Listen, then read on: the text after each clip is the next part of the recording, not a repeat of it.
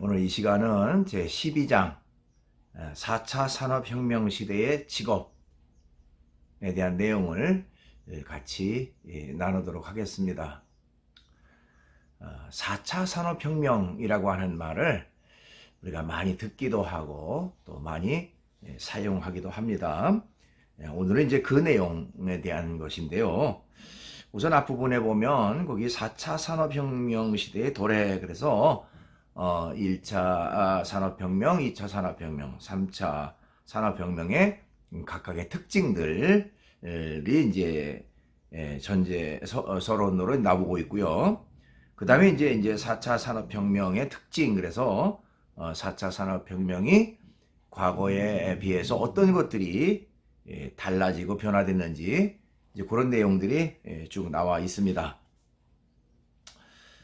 그리고 이제 4차 산업혁명 시대의 직업에 대한 내용, 그래서 소위 그 신종 직업이라든지 이런 내용들 나와 있고요. 그 다음에 4차 산업혁명 시대의 교육, 그래서 이제 4차 산업혁명 시대에는 교육이 어떤 방향으로 달라져야 되고 바뀌어야 되는지 이제 그런 내용들 담고 있습니다.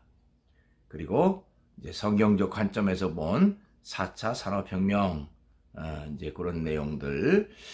그래서 4차 산업혁명이 너무나도 좋고 또 많은 사람들에게 편리성과 유용성을 제공하지만 그것이 너무 급속도로 달려가는 마치 폭주 기관차와 같은 그런 모습을 가지고 있는데, 그것을 어떻게 제어하고 좀 컨트롤 하느냐, 그것에 이제 그 종교적, 기독교적 그런 그 힘이 필요하다, 역할이 필요하다, 이제 그런 내용들을 다루고 있습니다. 그러면 PPT를 보면서 수업을 이어가도록 하겠습니다.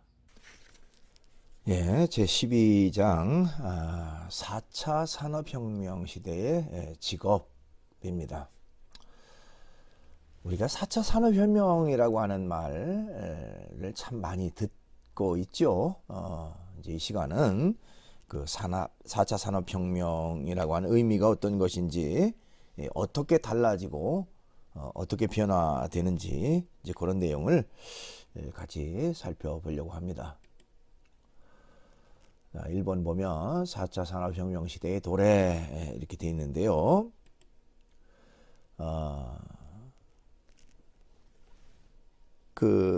여러분 교재의 202쪽 중간 아래 부분에 보면 4차 산업혁명에 이르기까지의 이런 시대별 구분하는 그런 내용이 나옵니다.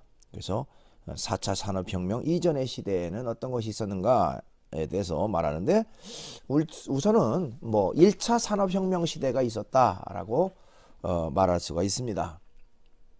자, 1차 산업혁명 시대는 1760년에서 1860년까지의 기간을 1차 산업혁명 시대다 이렇게 말할 수 있는데요. 자, 인류는요 고대로부터 어떤 그 경작 생활을 했죠. 토지가 경제 생활의 주 무대가 되는 농업 중심의 정착 생활을 했습니다. 그러니까 땅에다가 곡식을 씨를 뿌리고 가꾸어서 이제 생활하는 가장 그 기본적인 그 경작 생활을 했던 것이죠. 그것이 그런 데에서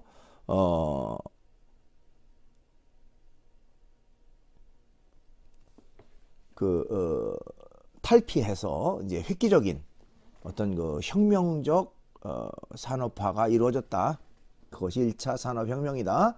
그거는 바로 1734년 영국에서 이 방직기 또는 이제 방적기라고 말할 수 있는데, 그것이 발명되고 1784년에 전기관이 발명되면서 대량 생산이 가능해졌다는 것이죠.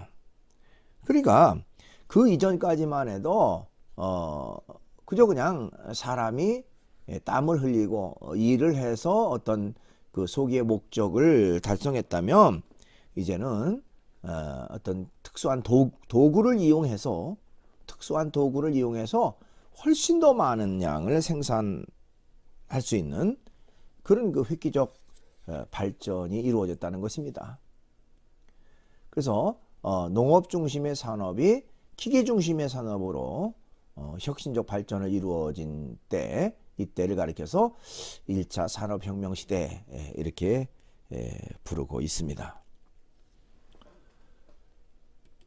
그 다음에 이제 2차 산업혁명 시대인데요. 2차 산업혁명 시대는 1870년에서 1950년까지의 시대라고 말할 수가 있습니다.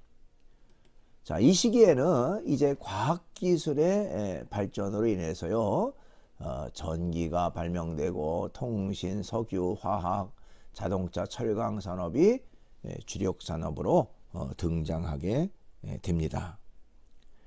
그러니까 그 산업의 범위가 일부 제한된 범위에서 다양한 방법으로 산업화가 이루어졌다는 것이죠. 뿐만 아니라 소위 그 컨베어 시스템, 그러니까 공장의 기계화와 컨베어 시스템에 의한 자동화에 따른 대량 생산과 또 중산층의 등장, 거대 자본가와 금융기관의 등장이 바로 2차 산업혁명의 특징이다라고 말할 수가 있습니다.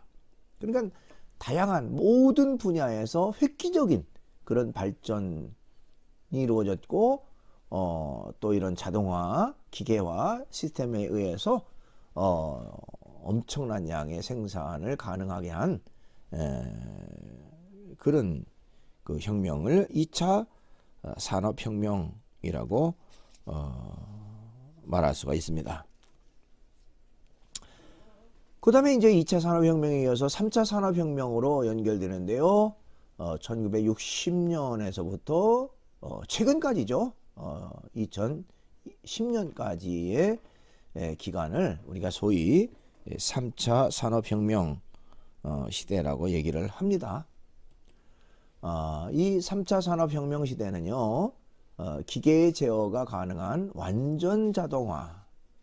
그러니까 이제는 인간이 손을 대지 않고 그냥 프로그램만 입력시켜 놓으면 저절로 알아서 어떤 제품을 만드는 단계까지, 또 컴퓨터 정보통신 기술의 발달로 인해서 정보화 시대와 또 지식 근로자의 출현을 특징으로 하고 있습니다.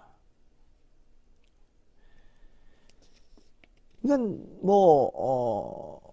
완전히 그 인간의 어떤 그 한계 안에서의 능력보다 훨씬 더 뛰어난 그런 기계가 기계를 제어하고 통제하고 자동화 이루기까지 모든 공정을 이루는 그런 획기적인 그 전환을 이루었다는 것입니다. 또 산업이라고 하는 것이 제조업 중심에서 정보통신, 반도체, 미디어, 유통, 또 금융, 레저의 서비스 중심으로 바뀌게 됐다고 하는 것이죠. 여러분들이 잘 아는 것처럼 이런 그 휴대폰의 그 디지털 산업, 또 그 소위 스마트폰의 등장, 이런 것들은 획기적인 그런 그 발전과 어떤 변화를 가져왔다라고 말할 수가 있습니다. 자, 이런 시대에 이제 그치지 않고 이제 4차 산업혁명으로 연결되는데요. 정보와 지식이 세계 경제의 원동력이 되었고요. 세계는 네트워크로 연결되어 하나가 되는 글로벌 경제 시대가 되게 됩니다. 4차 산업혁명의 도래인데요. 4차 산업혁명 시대의 특징은 어떤 것이 있는가 하는 것을 좀 먼저 살펴볼 필요가 있습니다. 소위 그 인공지능이라고 하는 말이 이제 등장하게 돼요. 4차 산업혁명이란 말은 2016년 세계 경제 포럼인 다보스 포럼에서 최초로 언급되었는데, 정보화 시대에서 한 단계 더 진화한 대변혁의 시대를 말합니다. 그래서 이 4차 산업혁명 시대는요, 소위 그 인공지능 AI의 등장이죠. 또 클라우드 컴퓨팅, 또 사물 인터넷, 빅데이터, 모바일 등 지능 정보 기술이 기존 산업과 서비스에 융합되거나 3D 프린팅, 또 로봇공학, 생명공학, 나노기술 등의 신기술이 결합 또는 융합돼서 실세계 모든 제품과 서비스를 네트워크로 연결하고 사물을 지능화하는 시대라고 말할 수 있습니다. 그러니까 이제 완전히 그 개념이 다르죠. 모든 인공지능이라고 하는 것이 이제 보편화돼서 그것을 모든 영역에 그 도입시키는 그런 단계까지 이르게 됐다고 하는 것입니다. 여러분 가끔 이 자동차 운전 그 사람이 직접 하지 않고 기계가 알아서 이제 주행하고 멈추고 또 돌발 상황에 대처하고 하는 그런 자율 주행 차 이런 그 것들을 이제 신문이나 방송을 통해서 여러분들이 접하게 되는데요. 이런 것들이 다 소위 그 4차 산업혁명 시대의 모습이라고 말할 수 있습니다. 여기 맨 아래에 있는 것처럼 사물을 지능화하는 시대가 됐다는 것이죠. 자, 4차 산업혁명 시대의 특징을 좀 구체적으로 살펴볼 필요가 있는데요.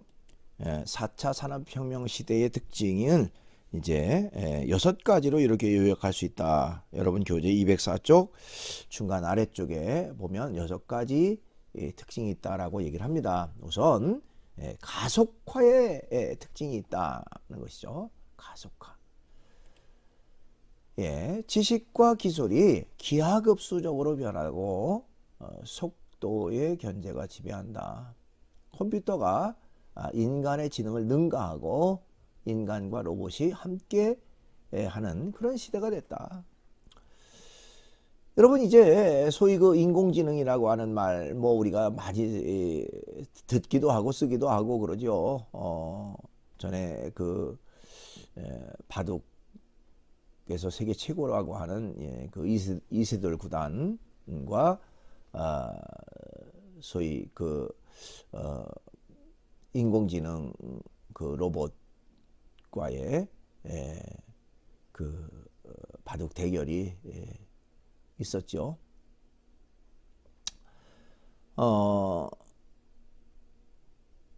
거기에서 이제 한 5번 대국에서 1번 이기고 4번을 졌는데요. 그야말로 이건 세계에서 깜짝 놀랄 만한 일이었다라고 그래요. 다른 것들은 몰라도 바둑에서만큼은 어떤 그 컴퓨터가 따라오지 못할 것이다. 인공지능이 따라오지 못할 것이다 라고 했는데 그 인공지능이라고 하는 것이 모든 기존의 자료들을 다 그 속에다가 집어넣어서 스스로 분석하고 스스로 적용해서 이제는 훨씬 더 획기적인 그런 어떤 그 지능을 지닌 그런 그 존재로 만들었다는 것이죠. 그래서 인간의 한계를 훨씬 더 뛰어넘는 그런 그 시대가 됐다는 것입니다.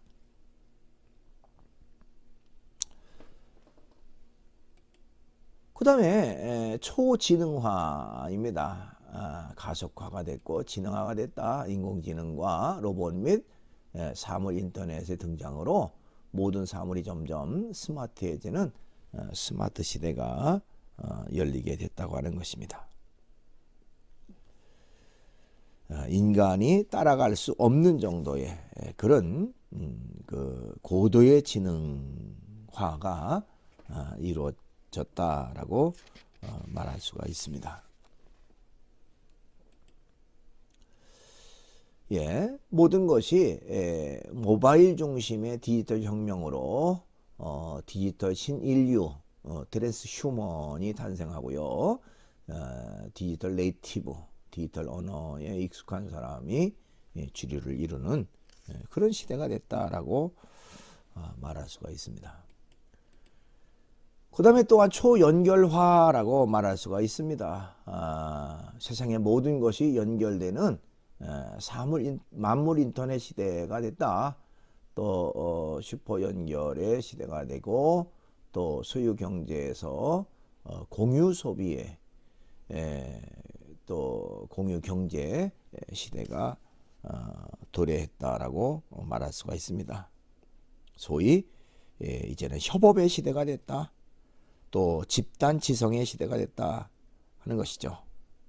그러니까 협업하지 않으면 결코 살아남을 수가 없고 또 결코 그 시대를 따라잡을 수 없는 단계까지 이르게 됐다는 것입니다.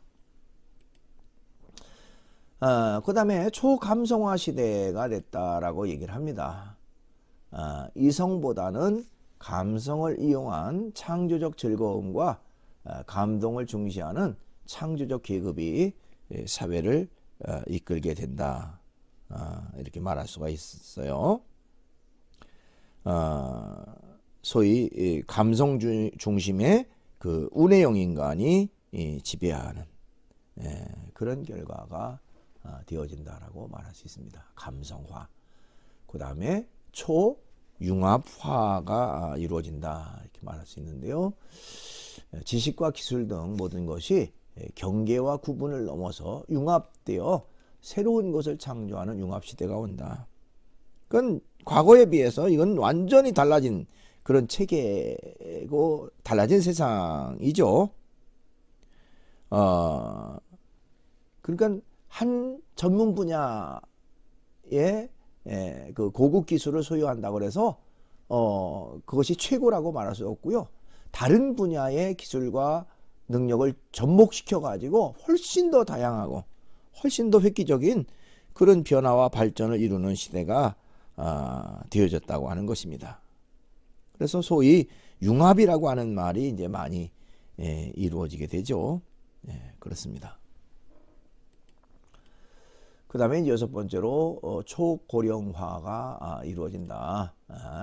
소위 그 100세 시대가 되어졌다. 고령화 시대는 노인 인구의 증가와 더불어 노인과 관련된 산업이 더 이제 활성화가 되고요. 이때는 노인 의료와 복지 또 평생 학습 등이 강조되는 그런 그 시대가 됐다고 하는 것입니다. 그렇죠. 우리나라도 이 고령화 추세가 굉장히 빠르게 전개된다라고 얘기를 하는데요. 그렇기 때문에 거기에 대한 그 산업화가 이제 신산업으로 이렇게 등장되는 그런 결과를 가져온다라고 말할 수가 있습니다. 자, 이처럼 이 4차 산업혁명이라고 하는 것은 혁신적인 변화, 또 획기적인 변화, 전혀 예측하거나 상상할 수 없을 정도의 변화와 발전이 이루어지는 것이 바로 어떻게 보면 4차 산업혁명의 특징이라고 그렇게 말할 수가 있습니다. 혁신적 변화죠. 획기적 변화입니다. 그러면 이제 두 번째로 4차 산업혁명 시대와 직업에 대한 내용입니다. 유망직업, 또 혁신기술과 서비스 분야인데요. 4차 산업혁명 시대에 유망한 직업은 어떤 것이 있는가 하는 것이죠. 첫째로는 혁신기술 분야의 직업은 기술 그 자체와 관련된 직업을 탄생시킨다는 것이죠. 즉 신기술이 새로운 일자리를 만드는 그런 결과를 가져온다라고 말할 수가 있습니다. 그래서 여러분 교재 잠깐 보면요, 그 신기술이 새로운 직업들을 만들어내는데 하드웨어 차원에서 무인 자동차 개발자, 드론 개발자, 3D 프린팅 개발자, 인공지능 개발자, 또 로봇 개발자 등 소프트웨어 차원에서 각 기술의 운영 프로그램 개발자, 소프트웨어 개발자, 네트워크 차원에서 보안 관리에 필요한 직업들이 소위 그 새로운 직종으로 또 새로운 직업으로 등장하게 됐다고 하는 것이죠.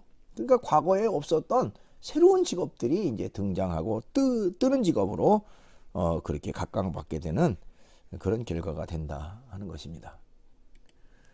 그 다음에 둘째로는 새로운 서비스 분야의 직업은 제품생의 주변 기술 사용 방식에 따른 직업 파생뿐만 아니라 사람들이 여가와 문화생활 또 개인적인 가치의 추구, 건강관리 등에 관심을 두기 때문에 이와 관련하여 파생되는 직업들을 말한다는 것입니다. 그래서 교재를 다시 또 보면 예를 들면 다음과 같은 직업들인데요. 주거복지사, 주거환경정리사, 생활코치, 민간조사원, 의료관광경영상담사, 크루즈 승무원, 산림치유지도사, 또 협동조합 코디네이터, 문화여가사, 도시생활 전문가, 또 정신건강 상담 전문가, 노년 플래너, 또 바이오 헬스케어 전문가, 유품 정리사, 동물 간호사, 또 반려동물 매니저. 예. 우리가 그냥 뭐 전혀 생소했던 그런 직종들, 직업들도 이제는 신직업으로 또 등장하게 되는데 주로 이제 여가 속에서 이루어지는 또 어떤 사람의 그 노년기에 필요한 여러 가지 일들을 담당하는 직업들이 이제 파생하게 된다는 것입니다. 네, 여기 하나 뭐 보면 소위 그 노년 플래너 뭐 이런 직업은 참 생소한 그런 직업인데 앞으로 그런 직업들이 더 많이 각광받는 그런 시대가 되어질 수 있다라고 말할 수가 있습니다. 이처럼 이런 그 새로운 직업들이 이제 등장하게 되고요. 자, 4차 산업혁명 시대에 위협받는 직업들이 있다. 예. 단순 노동은 물론이고 숙련공의 기술도 점점 기계와 로봇, 컴퓨터 등에 대체할 수가 있다는 것입니다. 그래서 의사나 변호사, 회계사, 경영자 등의 전문가들도 예외는 아니다. 그래서 뭐 소위 그 아주 정밀한 수술 같은 것도 로봇 수술이 훨씬 더 깔끔하게 정확하게 해낸다고 그랬잖아요. 또 이제는 그 변호 업무도 로봇을 변호인으로 등장시키는 그게 얼마나 뛰어나겠습니까? 거기에 맞는 그런 그 판례 같은 것들을 다 알고 다 즉시로 꺼내서 대처하는 뭐 이런 일들도 있을 수 있겠죠. 어쨌든 이제 소위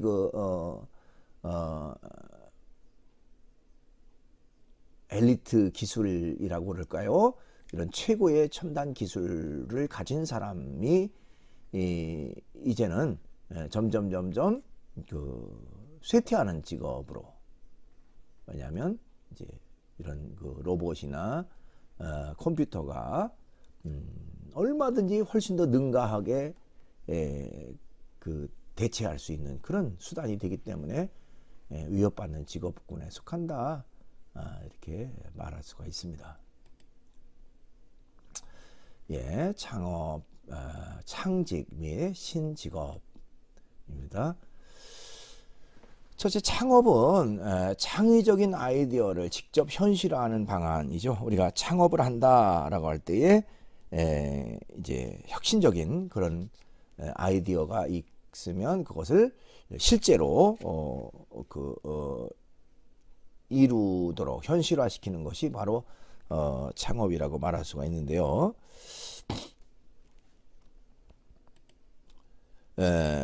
거기 여러분 교재에 잠깐 보면 즉 창업자가 이익을 얻기 위해 자본을 이용하여 사업 아이디어에서 설정한 재화나 서비스를 생산하는 조직 혹은 시스템을 설립하는 행위를 말합니다. 그렇기 때문에 창업은 업체를 설립하는 과정과 결과, 또 쉽게 말해서 기업을 설립하는 모든 과정을 창업이라고 말한다.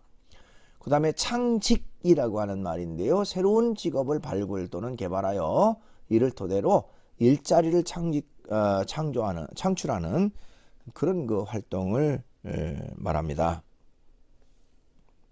그래서 창직은 일의 내용 그 자체를 새로 만드는 것, 즉 새로운 직업을 만드는 것을 말합니다. 예를 들어서 바리스타라고 하는 그런 그 새로운 직업을 국내에 처음으로 도입하였다면 창직을 한 것입니다. 그가 카페를 개업했다면 창업을 한 것이죠.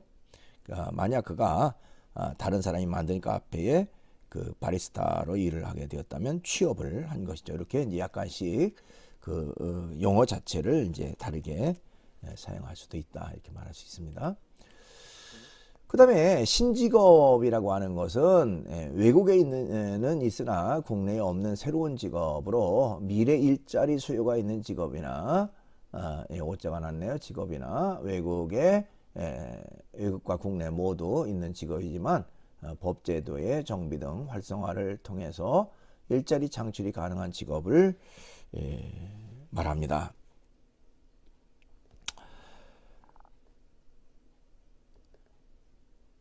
그래서 여러분 교재에 거기 209쪽에 중간 위쪽에 잠깐 보면요. 정부는 2013년 신직업 발굴 육성 추진 방안을 발표하고요. 2017년 10개의 신직업을 선정해서 집중적인 육성 계획을 세우는 등 새로운 일자리를 마련하는데 많은 노력을 기울이고 있는데요. 자, 정부가 우리나라에는 없는 650개의 신직업을 선정했는데 이를 유형별로 분류해 보면 다음과 같이 6가지 유형으로 분류된다. 우리나라는 없는데 외국에 있는 그 직업군을 말하는 거죠. 자, 각국의 고유 특성 때문에 우리나라에 없는 외국 직업, 예를 들면 랍비, 또 악어 사냥꾼, 또 기모노 제작자, 스모 심판 등. 그 다음에 과학기술의 수준 차이 때문에 우리나라에 없는 그 외국 직업군을 말하는데요. 예를 들면 또 인체 냉동 보존 전문가, 또 우주 비행사, 또 로켓 엔진 정비사 등을 말한다. 자, 법률적인 차이 때문에 우리나라에 없는 직업군은 예를 들면 사립탐정이나 또 자연치유사 등이 있고요. 또 우리나라 시장과 맞지 않아 외국에만 있는 직업군은 예를 들면 여가생활 상담원이나 애완동물 시터, 또 이혼 플래너 등이다. 또 우리나라에 이미 도입되었으나 초기 단계에 머물러 있는 외국 직업들을 예를 들면 보조교사, 가정방문, 건강관리사 등이다. 물론 지금 이 가운데 우리가 지금 현재 이제 조금씩 도입하고 또 실제로 활동하는 그런 어떤 직업을 가진 사람들도 이제 있고 그렇습니다. 또 앞으로 이제 이런 분야에 좀 눈을 돌릴 필요가 있다. 왜냐하면 모든 나라는 이제 소위 그 글로벌 시대에 그 서로 문화 교류가 활발해지고 또 발전하고 달라지는 변화되는 그런 시대가 됐기 때문에 또 외국의 유망 직종이나 직업들이 우리나라에 와서 또 유망 직업으로 각광받는 그런 시대가 도래하게 된다는 것입니다. 자, 이런 신직업은 우리나라에서도 상당히 상황이 허락되면 도입할 수 있는 것이고 또 이미 도입된 것은 점차 인식이 좋아지면 우리나라에서도 충분히 자리 잡게 될 것이고 또 미래 창직, 창업을 위해서 알아두면 좋을 그런 내용들이다 이렇게 말할 수가 있습니다. 그다음에 이제 큰 세 번째로 4차 산업혁명 시대와 교육에 대한 내용입니다. 예, 대학 교육 혁신해야 한다 하는 내용인데요. 자, 대학이 무엇인가? 대학이라고 하는 그런 교육기관이 만들어진 것은 11세기 말에서 12세기 초에 설립되기 시작한 대학은 이제 주로 철학이나 논리학, 신학, 의학, 법학 등의 학문을 연구하는 그 상아탑으로서의 그 성격이 강했습니다. 근데 지금은 대학이 소위 그 직업교육기관으로서의 성격이 강하게 됐다. 전문인을 양성하는 어떤 직업적 전문인. 그래서 오늘날 대학은 취업이라는 관문을 앞둔 대학생들을 어떻게 키워 나가는가에 역점을 두고 있다고 하는 것이죠. 그래서 다양한 혁신 기술이 주를 이루는 4차 산업혁명 시대에는 대학 교육에 혁신이 있어야 된다고 많은 사람들이 이제 얘기를 합니다.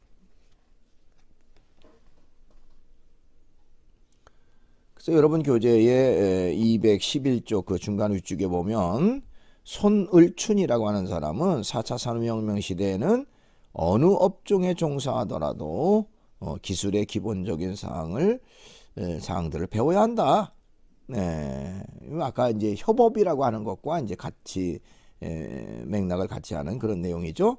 또 김영식이라고 하는 사람은 미래 교육은 컴퓨터로 대체하지 못하는 체험 활동과 실생활의 문제 해결 능력을 키우고 나아가 21세기 지구 공동체를 지속적으로 발전시킬 수 있는 공동체 의식 및 타인과의 공감과 의사소통 능력을 발전시키는 방향으로 강화되어야 한다. 그래서 이런 그 여러 가지 내용들을 좀 종합해 보면 4차 산업혁명 시대에는 현재와 다른 전혀 다른 새로운 방식의 교육이 이루어져야 하며 특별히 변화하는 혁신 기술을 중심으로 실생활과 관련된 창의적 문제 해결 능력 향상 및 또 지구 공동체의 도전적이며 글로벌한 안목의 기업가 정신 함양 교육이 중요하다는 것입니다. 이제는 어떤 그 작은 틀 안에 갖춘 그런 어떤 직업과 또 그런 교육이 아니라 모든 직업과 기술들을 통합할 수 있는 또 협업할 수 있는 그런 단계까지 이 교육이 이루어져야 된다라고 하는 것을 말할 수가 있습니다. 예, 4차 산업혁명 시대와 필수 역량교육이라고 하는 것입니다. 예, 창의적 문제 해결 능력 교육입니다. 자, 미래 교육학자들은요, 4차 산업혁명 시대에도 로봇이나 기계가 하지 못하는 인간 교육의 고유의 영역이 있는데 앞으로 이런 교육에 집중해야 한다고 얘기를 합니다. 그것은 그 5C 또는 6C 교육이다. 뭐 이렇게 얘기를 합니다. 그건 아무리 시대가 바뀌고 달라져도 기계나 로봇으로 대체 불가능한 그런 그 교육의 영역이 있다. 거기에 이제 또한 좀 집중할 필요가 있지 않겠는가 하는 그런 내용입니다. 그래서 소위 그 5C라고 하는 것은 창의력과 융합 능력, 또 의사소통과 공감 능력, 협업과 조정 능력, 또 비판적 사고와 문제 해결 능력, 그리고 컴퓨팅적 사고가 소위 그 5C 교육에 포함된다라고 말할 수가 있습니다. 그런가 하면 6C 교육은 콘텐츠, 또 협력, 의사소통, 비판적 사고, 창의적 혁신, 그리고 자신감 등이 거기에 해당된다. 자, 여러분 내용을 좀 주목해 보면 어떻게 보면 5C나 6C 둘 가운데 다 공통적으로 들어가 있는 그런 부분들이 있음을 우리가 보게 되는데요. 그만큼 이런 그 혁신이 중요하다라고 하는 것을 얘기하고 있는 것입니다. 네.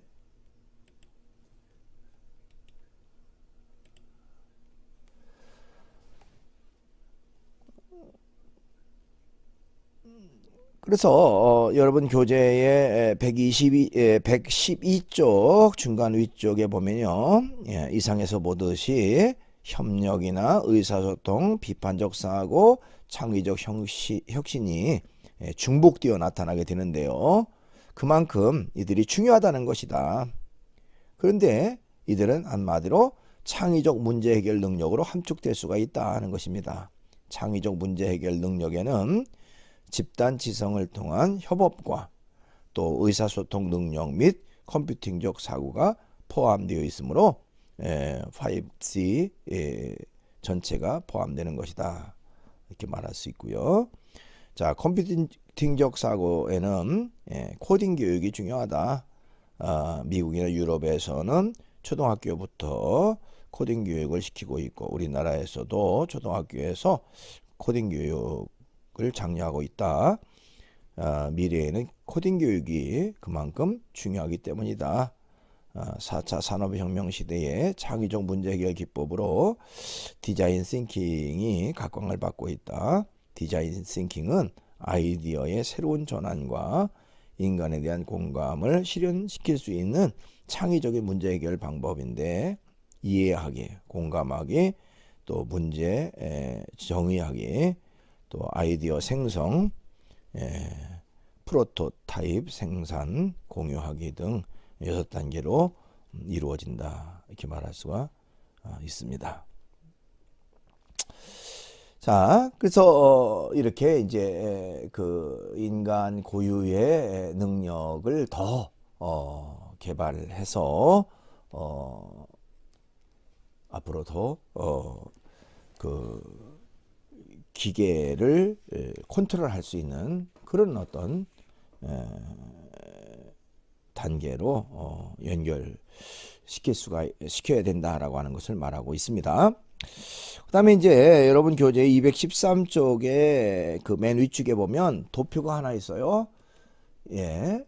거기 도표에 보면 기업이 선호하는 인재 이런 도표가 있어서 잠깐 옮겨봤습니다. 기업에서는 어떤 인재를 선호하는가 하는 것이죠. 우선은 창의성과 다양한 사고로 매사에 유연하게 대처하는 사람. 그 다음에 이제 긍정적으로 생각하고 적극적으로 실천하는 사람. 그렇죠. 뭐 어떤 모임이나 단체든지 긍정적이고 적극적인 사람 선호하죠. 또 실패를 두려워하지 않는 도전과 용기를 가진 사람. 자신의 미래에 대한 뚜렷한 목표를 가진 사람. 항상 문제의식을 갖고 발전을 모색하는 사람. 기본과 인간 됨됨이가 갖춰진 사람. 정직하고 성실하며 예의 바른 사람. 인화 단결 협동의 자세가 되어 있는 사람. 또 맡은 일은 과학적으로 치밀한 계획을 세워 철저하게 처리하는 사람. 조직과 발전과 자신의 성장을 동시에 성취시킬 수 있는 사람. 세계 시민으로서 국제 감각과 능력을 갖춘 사람. 이런 사람들을 선호한다. 참 어떻게 보면 완전한 사람 같긴 한데, 이 전체적인 내용을 쭉 보면 인성적 소양을 굉장히 좀 강조하는 그런 부분도 많이 있어요. 여러분 그 인성교육이라고 하는 것이 그렇게 중요하다는 것이죠. 이제 더군다나 앞으로 첨단 지식과 기술, 그리고 이제 3D 그 소위 그 4차 산업혁명 시대에는 더군다나 인간 어떤 그 본성, 인성 그런 요소가 훨씬 더 두각을 나타내는 그런 시대가 될 것이다 하는 것이죠. 예, 그렇죠. 그걸 바탕으로 해서 새로운 어떤 그 산업혁명의 결과물을 만들어낼 수가 있기 때문에 그렇습니다. 예, 그렇죠.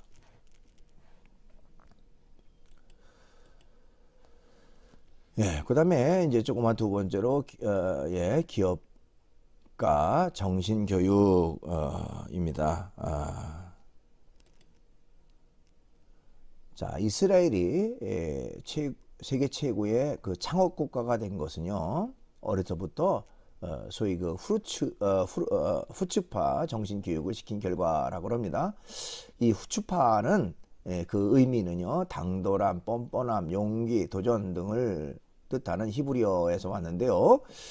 이 후츠파 정신이라고 하는 것은 형식타파, 질문의 권리, 어울림, 위험 감수, 목표 지향, 끈질김, 실패로부터의 교훈 등 7가지 요소를 기본 정신으로 한다. 그러니까 아주 어떻게 보면 좀 당돌할 정도로 도전 정신을 가지고 나아가는, 아주 당당하게 저돌적으로 나아가는 모습을 소위 후츠파 정신이라고 말할 수 있는데, 이스라엘에서는 그 후츠파 정신 교육을 굉장히 강화한다는 것이죠. 자, 이런 특유의 도전 정신의 교육과 더불어 이스라엘은 국가에서도 제도적으로 창업을 지원하기 때문에 실패를 두려워하지 않고 창업에 도전한 결과 세계 최고의 창업 국가가 됐다, 이렇게 말할 수가 있습니다. 그러니까 개인의 도전 정신, 거기에다가 국가에서 적극적으로 새로운 창업을 지원하는 제도, 이런 것들이 이제 결국 그 맞물려서 세계 최고의 창업 국가로서의 모습을 갖췄다라고 말할 수가 있습니다.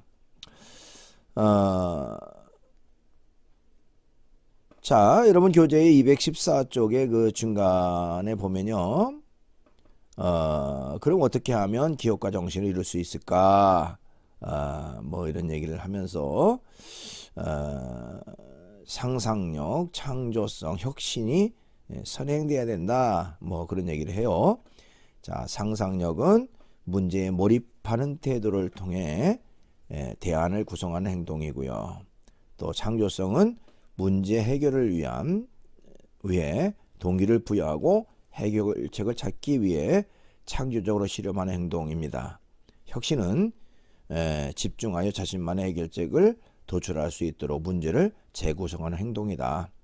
자, 그리고 기업가 정신은 끈기 있는 태도로 해결책을 추구하고 타인에게 영감을 주어 협업하도록 하는 행동이다. 자, 결론적으로 기업가 정신은 문제를 해결할 때까지 끈기 있게 해결책을 추구하되 타인에게 영감을 주어 협업하도록 하는 능력인데, 이는 먼저 상상력, 창조성, 혁신이 선행되어야 가능하다는 것이다. 이러한 기업가 정신을 함양하는 교육은 4차 산업혁명 시대에 아주 중요한 그런 교육의 분야라고 말할 수가 있습니다. 그러니까 모든 것이 달라지고 변화되고 새로워진다는 것을 우리가 발견할 수가 있겠죠. 큰 네 번째로 성경적인 관점에서 본 4차 산업혁명입니다. 여러분 교재 거기 그 215쪽 위쪽에 보니까 박길서라고 하는 사람은 4차 산업혁명이 기독교의 근본 교리를 위협하기 때문에 거기에 대한 대비가 있어야 된다, 뭐 그런 내용의 그 말을 한 내용이 나옵니다. 자, 그에 따르면 인간의 생로병사라는 것은 창조자 하나님의 심판 과정에서 이루어지는 것인데, 인간이 과학기술의 힘을 빌려 이를 인위적으로 무너뜨린다고 얘기를 했습니다. 여러분 교재 215쪽의 중간 위쪽에 보면요, 예를 들면 인간의 유전자 변이나 복제를 통한 노화 및 죽음을 정복하려는 것과 또 유전자 인감, 복제 인감, 합성 인감, 우리가 뭐 사이보그 뭐 이런 말을 쓰는데요. 자, 인공지능 인감, 인공지능 로봇 인감 등 다양한 이름을 가진 새로운 인간들이 등장하여 글쎄요, 뭐 인간이라고 말하기는 좀 그렇습니다만 인간을 대신하는 그런 어떤 그 로봇들과 어울려 사는 것이 대표적이다. 또 인간은 신, 즉 하나님의 존재를 부인하고 또 인간이 신의 자리에 앉아서 모든 것을 마음대로 하는 그런 시대가 된다는 것이죠. 또 어떻게 보면 어떤 그 종교적 필요성이 상실되고 인간 본위의 그런 세상이 되어진다는 것입니다. 인간의 지능과 인간의 능력을 절대화해서 모든 것들을 바꿀 수 있고 변화시킬 수 있고 새롭게 할 수 있다. 뭐 이런데 초점을 맞추고 관점을 맞추고 있다. 또 하는 것이죠. 실제로 4차 산업혁명이 앞선 유럽의 여러 나라들을 살펴보면 그들은 이미 기독교의 근본 교리를 부인하고 따라서 기독교가 사라질 위기에 처해 있다는 것입니다. 그러니까 어떻게 보면 인간의 그 문화와 또 기술 능력의 발전은 점점 종교라고 하는 또 신앙이라고 하는 그런 영역을 축소시킬 수 있는 그런 부분이라고 이제 얘기할 수가 있는데요. 그렇지만 그걸 생각을 조금 더 좀 달리 생각한다면 소위 그 4차 산업혁명을 이제 기독교에서 말하는 그 문화명령 차원에서 바라보면서 능동적으로 이제 대응할 수가 있다는 것입니다. 그러니까 4차 산업혁명 가운데 비기독교적인 것을 지향하면서 기독교의 발전에 긍정적 영향을 줄 수가 있다라고 말할 수가 있습니다. 그러면서 이제 거기에 대한 그 대안으로 몇 가지를 이제 제시하고 있는데요. 즉 문화명령 차원에서 인간이 생육하고 번성하고 땅을 정복하고 땅에 충만하도록 하는데 긍정적이 되게 할 수가 있다라고 얘기를 합니다. 소위 그 문화명령이라는 말은 이제 여러분들에게 좀 생소하게 들릴 수도 있겠는데 소위 그 절대자 창조자 하나님이 인간을 창조하고 나서 이제 생육하고 번성하라, 땅을 정복하라, 땅에 충만하라 하는 그런 선언을 이제 우리가 소위 그 문화명령이라고 이제 얘기를 합니다. 그래서 그것과 이제 접목시킬 수가 있다라고 얘기할 수가 있어요. 그러니까 새로운 4차 산업혁명이 결코 인간의 어떤 그 종교성과 또 신앙성을 약화시키는 게 아니라 이런 그 절대자 창조자가 인간에게 부여한 그 문화명령 차원으로 그것을 그 이해하고 그것을 도입한다면 어떤 그 절대자 창조자 하나님과의 관계성 또 종교적 입장에서도 충분히 그것을 받아들일 수 있는 그런 부분이 된다라고 얘기할 수가 있습니다. 오늘은 이제 4차 산업혁명 시대의 직업, 4차 산업혁명이라고 하는 것이 어떤 것을 의미하는지 또 어떻게 달라지는지 이제 그런 내용들을 살펴봤습니다. 우리가 상상할 수 없을 정도의 엄청난 발전과 변화, 그것이 바로 4차 산업혁명 시대에 이루어진다. 근데 그것은 인간을 편리하게 만들고 인간의 삶을 더 좀 이렇게 그 활력을 주는 일이 될 수도 있겠지만 오히려 그것 때문에 인간 스스로 어떤 기계의 도구로 전락하는 그런 어떤 모습이 될 수도 있다는 것이죠. 그런 면에서 인간의 그 인간이 주체가 돼야 되고 인간이 중심이 돼야 된다라고 하는 것은 변해서는 안 된다라고 하는 것이고요. 그런 면에서 이제 그런 마치 그 폭주 기관차와 같이 이 눈부신 발전을 이루는 이런 4차 산업혁명 시대에 어떤 그것을 잘 조절하고 또 조정할 수 있는 역할을 하는 것이 바로 기독교의 역할이 아니겠는가. 그래서 잘 조절해서 바르지 못한 것들을 제어하고 통제하고 좀 조정하는 이제 그런 역할을 해서 모든 인간의 그 본질적인 것들을 잃어버리지 않고 좀 올바른 길로 나아가는 그런 방향성을 제시하는 역할을 해야 되지 않겠는가 이렇게 생각을 해봅니다. 예, 13장 춤추는 일자리 부분은 여러분들이 집에서 한번 읽어보면 좋겠습니다. 이제 다음 주가 15주차가 돼서 기말고사를 치릅니다. 참 시간이 빨리 지나갔죠. 또 온라인 수업으로 하다 보니까 정신없이 한 학기가 지나간 것 같습니다. 다음 주에 기말고사 볼 텐데요. 전에 내가 예고했던 대로 시험 범위를 내가 제안시켜 주겠습니다. 시험 범위는 제2장 일자리 선택의 갈림길에서 제5장 삶을 변화시키는 자기계발, 제9장 차이를 존중하면 통한다, 제12장 4차 산업혁명 시대의 직업, 요 4장에서 나오고요. 그 다음에 그 첫 번째 시간에 오리엔테이션 하면서 기독교 인성 수업의 목표에 대한 내용을 했습니다. 강의 계획표를 여러분들이 보시면 되는데 첫 번째 1주차에 내가 얘기를 했어요. 별표 3개 땅땅땅 했다. 뭐 그런 얘기. 어쨌든 기독교 인성 수업의 목표 그것까지 시험에 나옵니다. 자, 시험은 교재와 PPT 강의에서 나오고요. 영상 강의 중심으로 이제 나옵니다. 그 다음에 시험 유형은요. 단답형 주관식 및 서술형 주관식으로 출제가 됩니다.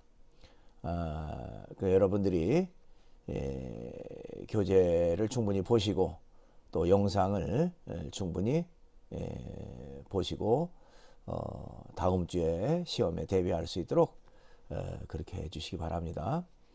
한 학기 동안 여러 가지 어려운 중에도 이제 이 온라인 수업에 참여하느라고 고생 많았습니다. 여러분들 건강하기 바랍니다.